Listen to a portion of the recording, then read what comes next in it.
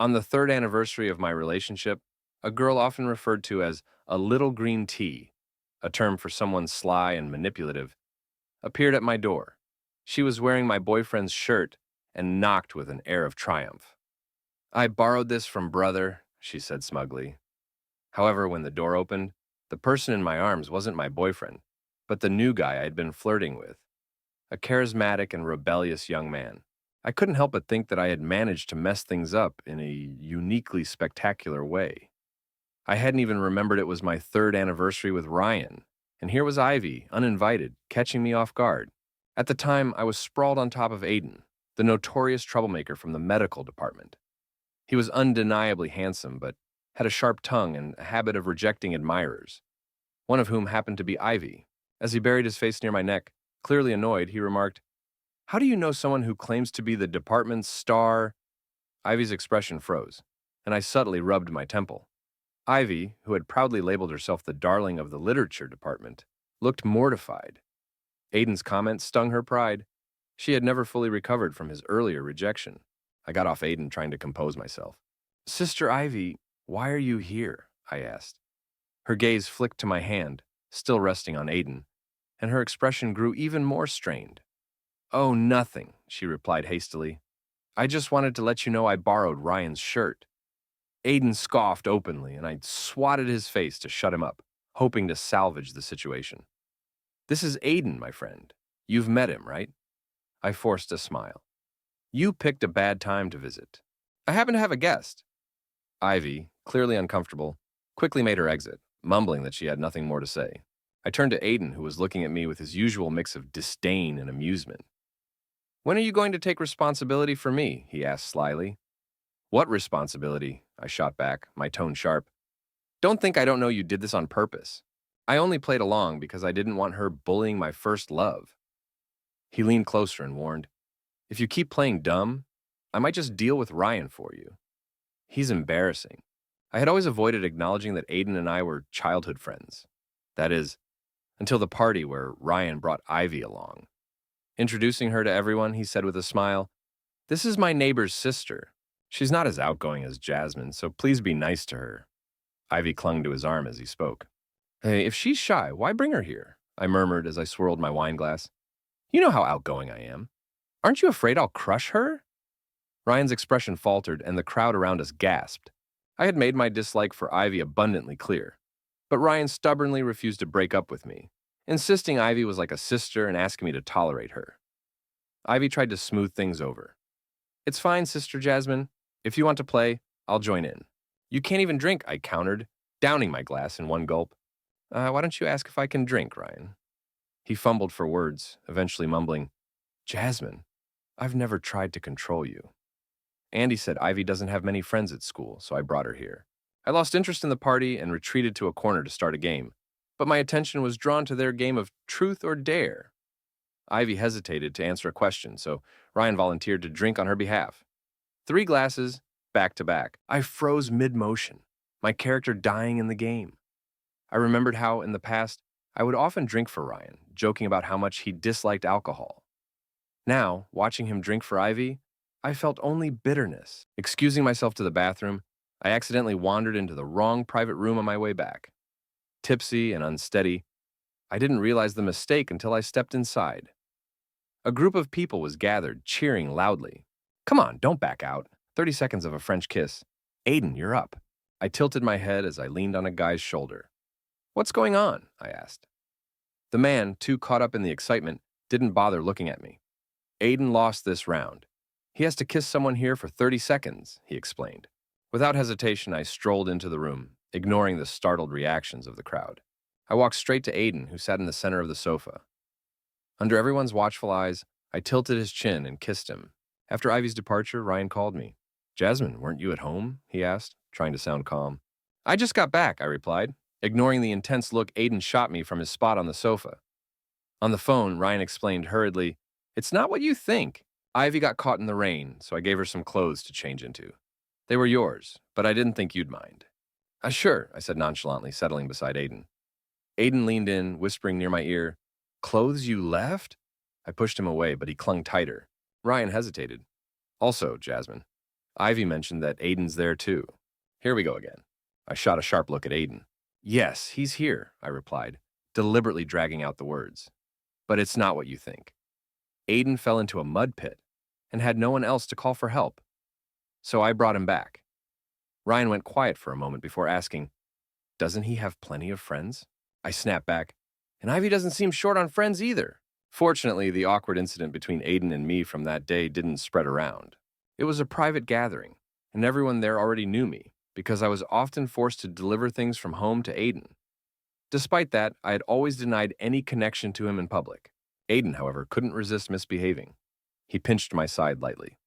So, are you breaking up with him or not? I glared again. That's none of your business. He smirked. I want to be your official boyfriend. In your dreams, I retorted, and without waiting for a response, I ended the call. Then, I grabbed Aiden's chin with my fingers, forcing a grin. One kiss, and now you expect me to take responsibility? When we were kids, you dragged me into your bed. Are you going to marry me for that too? The next morning, I ran into Ivy on campus. From a distance, she greeted me hesitantly.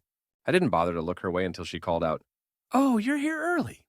She paused and added, "Wait, you and Brother Ryan didn't argue yesterday, did you?" I glanced at her sideways. Why? "I'm sorry, Sister Jasmine," she said, looking apologetic. "I accidentally let something slip, and he seemed really upset. But of course, I didn't mean to suggest there's anything between you and Aiden." "You're wrong," I interrupted coldly. "Aiden and I, we've done it all. We've kissed, hugged, and slept together ages ago." Ivy froze, unable to respond. Smirking, I continued, "And about the shirt? I don't care. I've worn everything on Aiden. Do you think Ryan minds? He doesn't." Suddenly, a voice chimed in behind me. "Everything? Even the things you shouldn't?" I spun around in shock. Aiden stood there smirking as he touched his chin. "Could you even wear that? Wouldn't it just fall off?" "Shut up," I snapped, flushing as I remembered some embarrassing moments from our childhood. I reached over to cover his mouth. "Can you stop having such dirty thoughts? As a man, isn't this normal?" He shot back with a smug grin. "And anyway, who doesn't like the girl next door?" I glared at him. Normal? Fine. The next time, I'll send all the things you've hidden under your bed to your mom." Hey, Jasmine, don't take revenge like that," Aiden protested. Meanwhile, Ivy stood awkwardly, completely ignored. Aiden hooked an arm around my neck and gave her a mischievous grin. "See, brother's the real green tea here." I turned around to see Ryan approaching. Great. Now all four of us were gathered together. Aiden didn't bother removing his arm, even as Ryan frowned. "Brother Ryan," Ivy exclaimed, "what are you doing here? I thought you were waiting for me in the main classroom." "I got worried when you didn't come back, so I came to check," Ryan said calmly, though his gaze was fixed on me. I glanced at my watch. If we didn't leave soon, we'd be late for class. "What class do you have?" I asked Aiden in a low voice. He raised an eyebrow and leaned closer. "The same as you. I checked the schedule." Ryan's expression darkened as he watched us. He called my name again, his tone tense. "Why are you and Aiden here?" "Going to class, obviously," Aiden yawned. "It's not like only you and the department's star have morning classes. Jasmine and I are in the same one, and if we don't hurry, we'll be late. You know how considerate she is. You're in her way." Then, turning to me, Aiden added with a smirk, "Your boyfriend really doesn't have any self-awareness, unlike me. I'm always thinking of you." I rubbed my forehead in frustration. Somehow, we made it to class. But there was one thing we hadn't considered. We were all in the same class, and because we arrived late, the four of us had to sit together. "Brother Ryan, let's sit further inside," Ivy said, pulling him along. Aiden, lounging casually, asked, "Jasmine, where do you want to sit?" "If you don't like it here, I'll talk to someone and switch seats for you."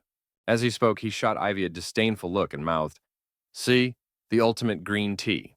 Ivy's smile faltered again, while Ryan kept his eyes locked on Aiden. I felt trapped, stuck between two green teas. Frustrated, I gave Aiden a small punch. "Shut up." Class started, and Ryan subtly switched seats with Ivy, ending up next to me.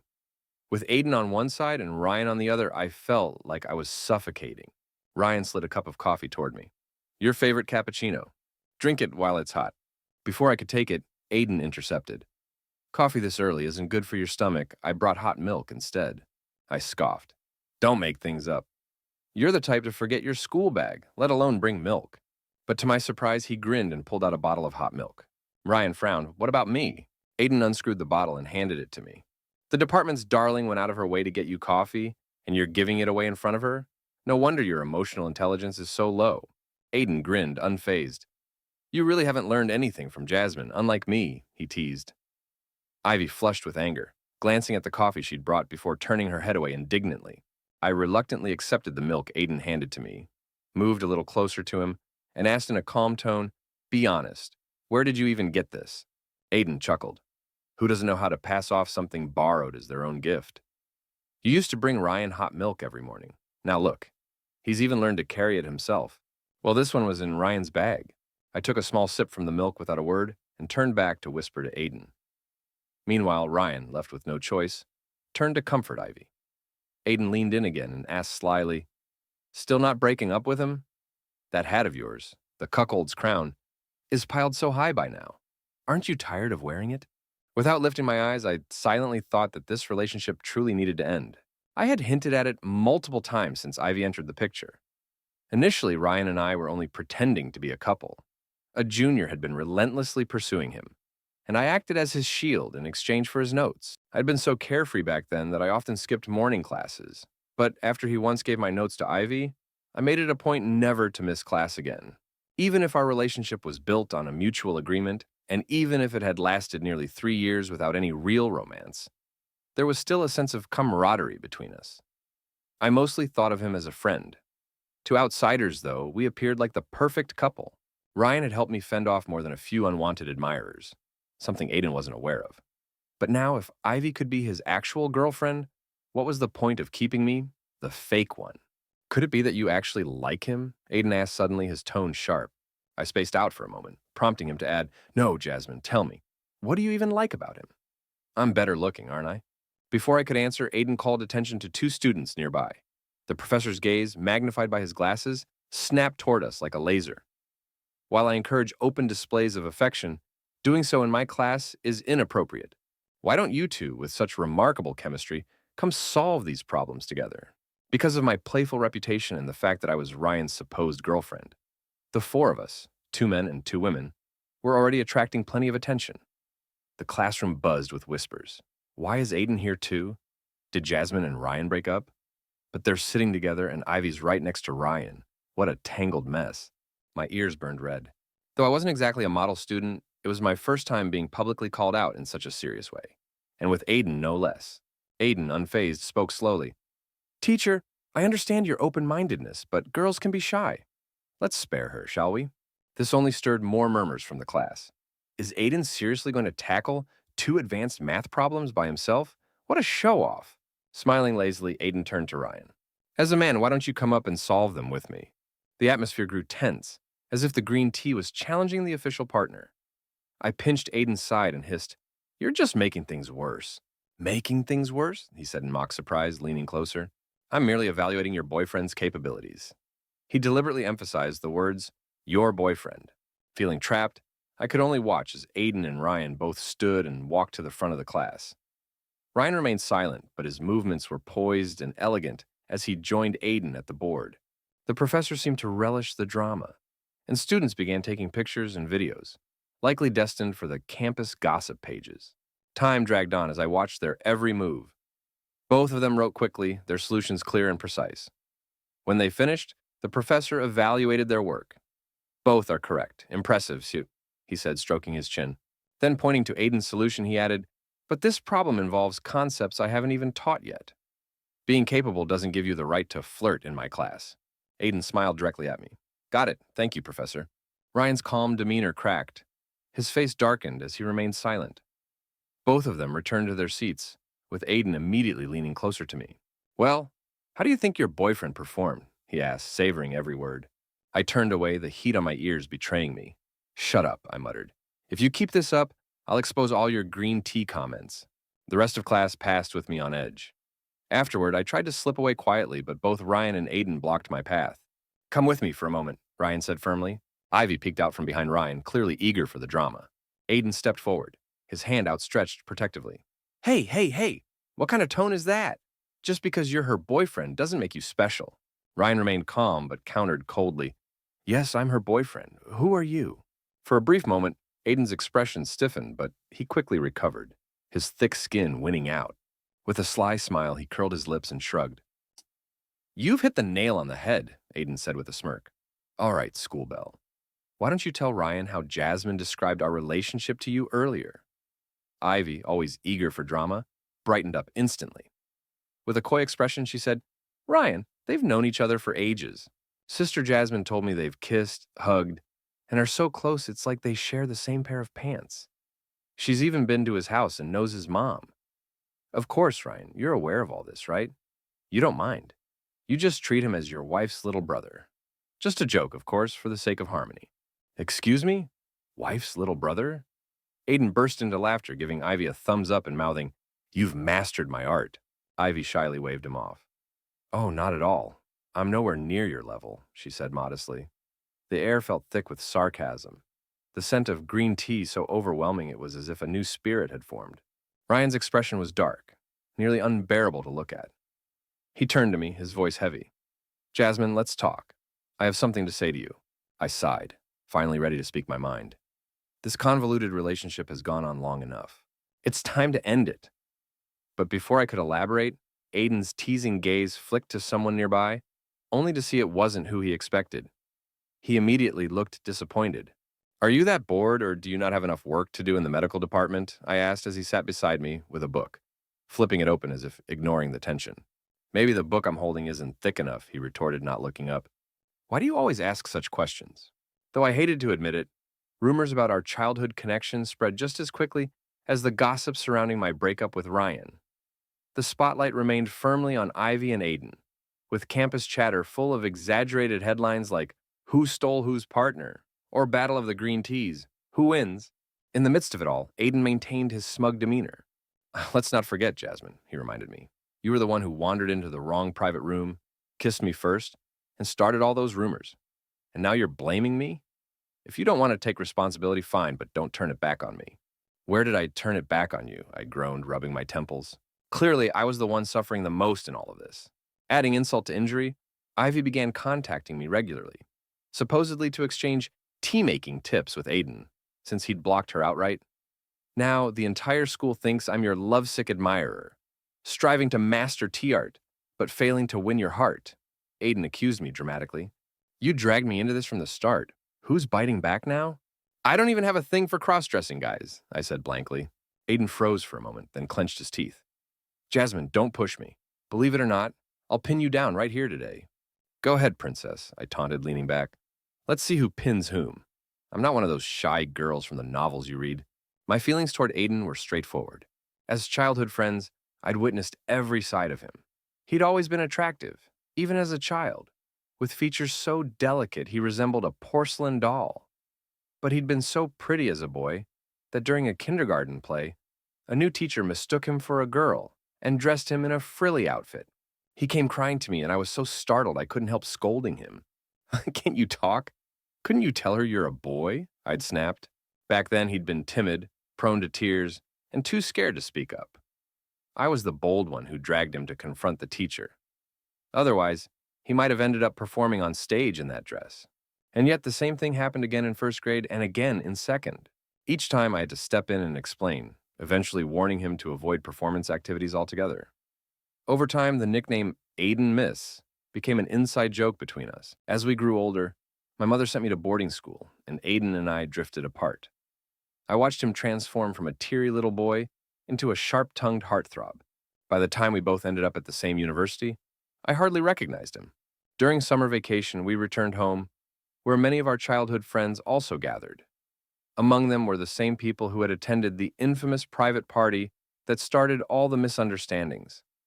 Naturally, another reunion was organized, and Aiden and I both joined. While I reconnected with old friends, Aiden caught up with his group. We were social butterflies in our own circles. After a few drinks, I stepped out of the room to answer a phone call. It was Ryan. Jasmine, he said, his voice hoarse, the background noise suggesting he was at a bar. Where are you? I'm back home, I replied, frowning. Have you been drinking? What's the occasion? Jasmine, Ryan said, his voice low and heavy. I'm sorry. For what? I asked, confused. I think I've fallen in love with you. Well, that's normal, I joked, trying to lighten the mood. It'd be weird if you didn't, considering how good-looking I am. Is there anything else? Before he could respond, I looked up to see Aiden approaching. His dark eyes were locked on me, his expression unreadable. He stopped beside me and, without a word, tilted his head slightly to glance at my phone screen. Ryan's voice came through at the perfect moment. I regret it, Ryan said. I didn't handle things with Ivy the way I should have. Jasmine, can we try again? Can we be a real couple this time? Aiden frowned. I instinctively ended the call and turned to leave, but Aiden grabbed my wrist, pulling me back. Wait a second, he said. He just asked to start a real relationship with you. So, what, you've just been faking it all this time?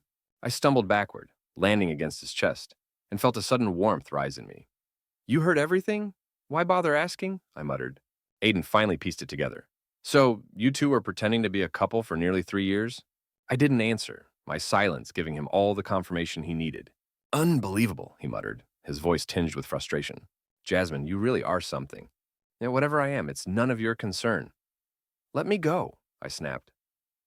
I was too close to him, so close that the pleasant scent of his cologne mixed with the faint smell of alcohol, making my head spin.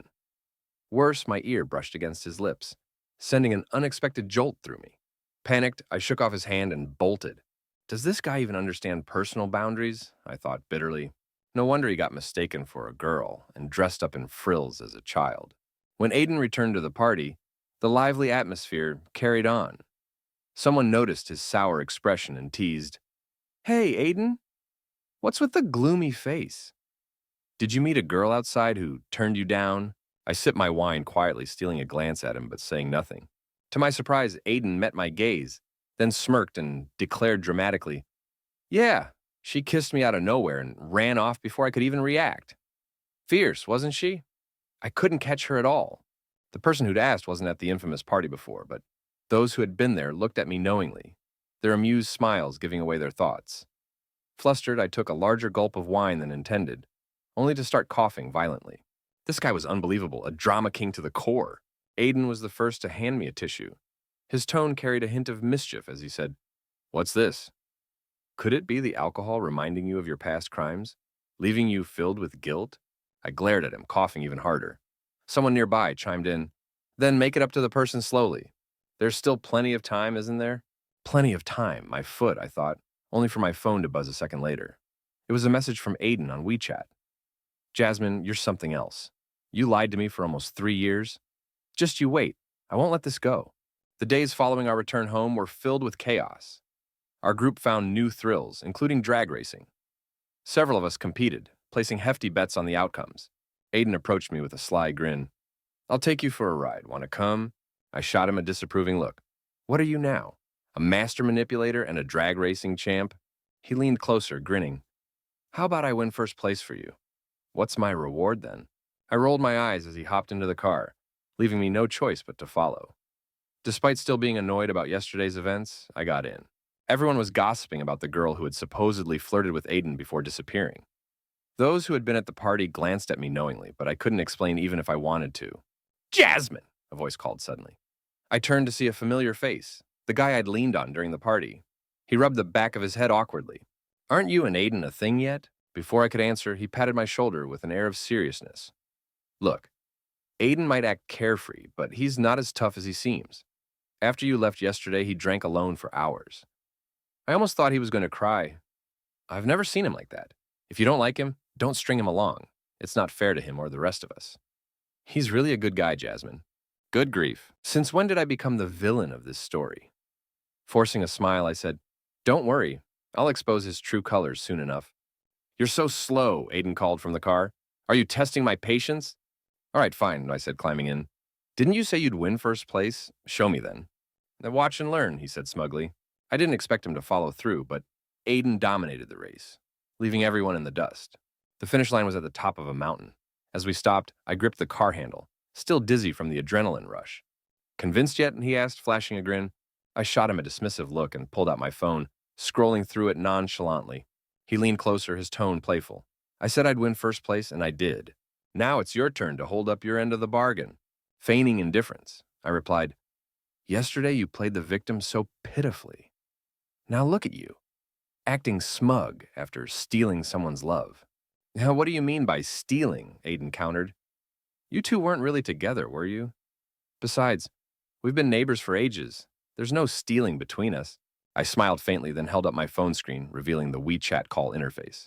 The avatars of over a dozen people filled the group I'd created. I tapped the speakerphone button and played back the recording of Aiden's dramatic antics for everyone to hear.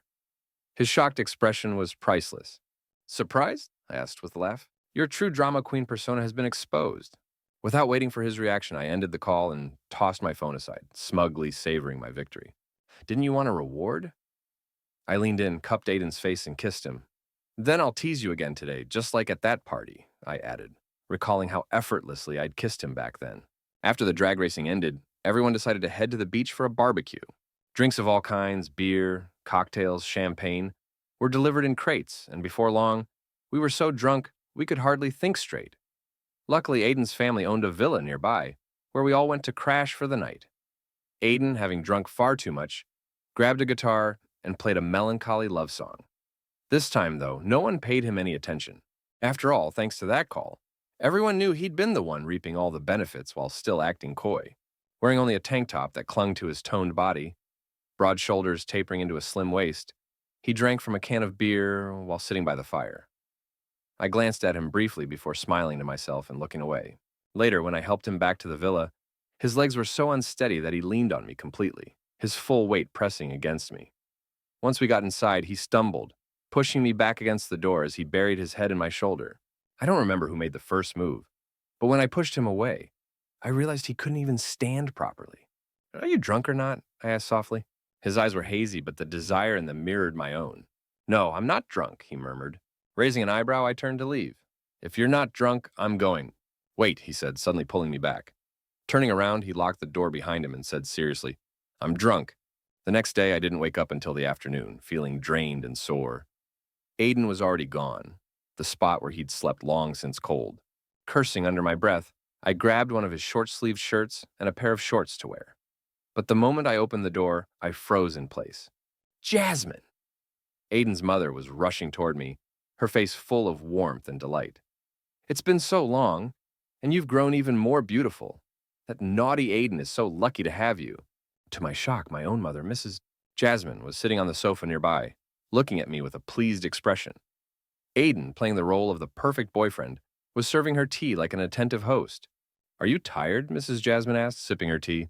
I brought breakfast. It's still warm. Go wash up and eat. While I awkwardly responded to Mrs. Aiden's cheerful chatter, I stared at Aiden in confusion. He, of course, seized the moment to act.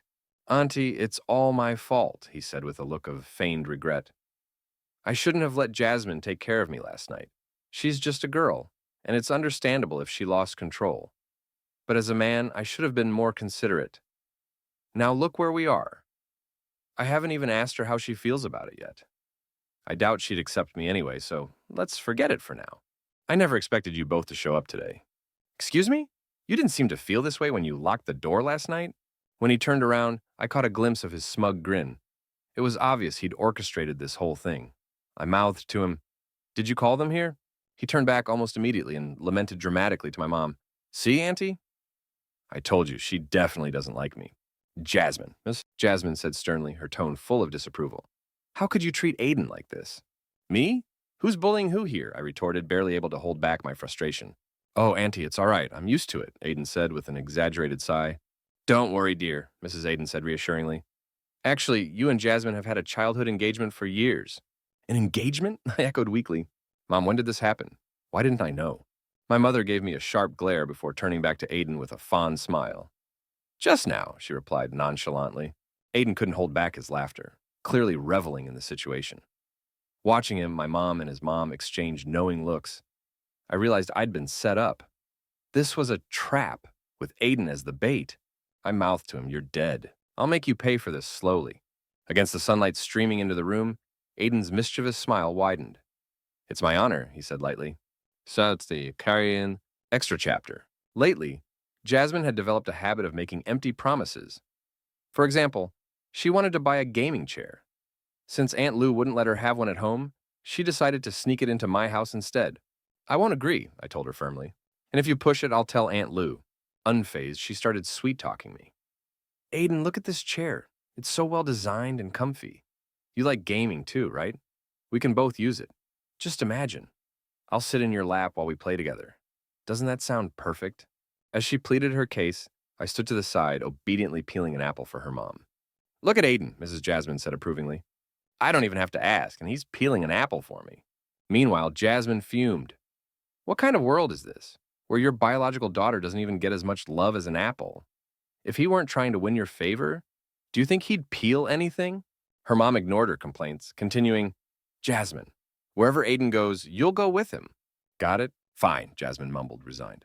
I stayed silent, calmly peeling the apple, while Jasmine's mother laid down more rules. Oh, and you can only play games for 2 hours a day, she added. Why can't I even have the freedom to play games after graduating from university? I muttered. Meanwhile, she took another sip of tea, listening attentively as Aiden made his plans. You should get out more instead of staying cooped up at home, she advised with a warm smile. All right, fine, I replied, glancing at Aiden, who looked like he was basking in his newfound authority. Forcing a smile, I added, Okay, coincidentally, there's a gathering being organized. Let's go. Aiden's tolerance for alcohol was middling at best, something I had learned long ago, as I could easily outdrink him threefold. This particular gathering had been arranged by the club president, who had invited me several times before, though I hadn't attended until today. Naturally, as soon as I arrived, I was teased and urged to drink. Pour it for me, someone called out. Why should I replied, leaning back on the sofa. Then, glancing at Aiden, I nodded. Pour it for him. Do me this favor as my family. Reluctantly, the wine glass ended up in Aiden's hand. I watched him closely, unable to hide my amusement at the situation. Trying to get me drunk so you can take advantage of me? I teased. Aiden leaned closer, chuckling softly in my ear. You're clever, but don't forget who claimed to be drunk before and then turned out to handle it better than anyone else. Hearing your tone, do you miss that? Shut up, you scoundrel, I snapped. But he only laughed louder. His smugness fueled the fire in me, and I made up my mind to outdrink him so thoroughly he wouldn't even be able to stand. Fill my glass, I said with a forced smile, lifting it toward him. Let's see if this little green tea can hold his liquor today. Aiden clinked his glass against mine, grinning. Challenge accepted.